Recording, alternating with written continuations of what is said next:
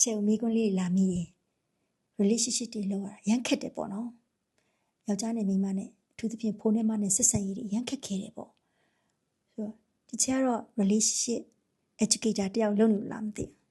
အရင်လွယ်တယ်လို့ထင်တယ်ဒါကြောင့်လဲအောင်မြင်စွာနဲ့အကြံဉာဏ်တွေပေးနိုင်တယ်ပေါ့နော်ဒီချေကိုယ်တိုင်လည်းနှစ်ပေါင်း35နှစ်ရှိပြီဒီချေအိမ်ထောင်ရေးကတခါမှပြဿနာမရှိခဲ့ဘူးဘာဖြစ်လို့ပြဿနာဖြစ်နေတာလဲဆိုလို့ရှိရင်တော့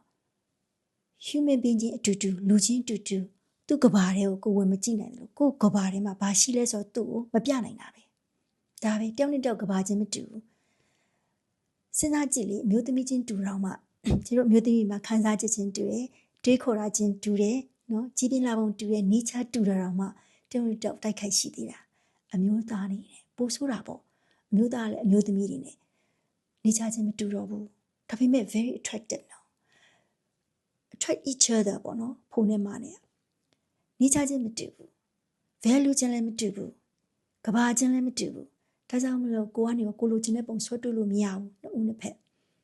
အမြဲတမ်းလို့ straight communication လို့တယ်ဆိုတော့အဓိကကတော့ဘာလဲဆိုရှင် relationship ကတယောက်နဲ့တယောက်ဆက်ဆံတဲ့အခါမှာမိမိရဲ့ experience သူ experience နှစ်ခုပေါင်းပြီးတော့မှကောင်းမွန်တဲ့ experience ကိုတိဆောက်တာပဲအဲ့ဒီခါမှာသူကနားတယ်သားတယ်ရှုံးနေမြတ်တယ်တွက်လို့မရဘူးဘယ်လိုပဲထားလို့ရလဲ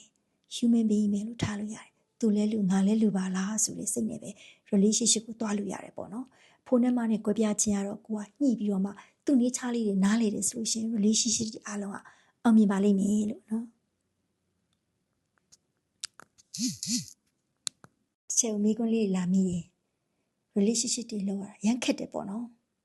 ယောက်ျားနဲ့မိန်းမနဲ့အထူးသဖြင့်ဖိုးနဲ့မနဲ့ဆက်ဆံရေးတွေရမ်းခက်ခဲတယ်ပေါ့ဆိုတော့ဒီချေကတော့ relationship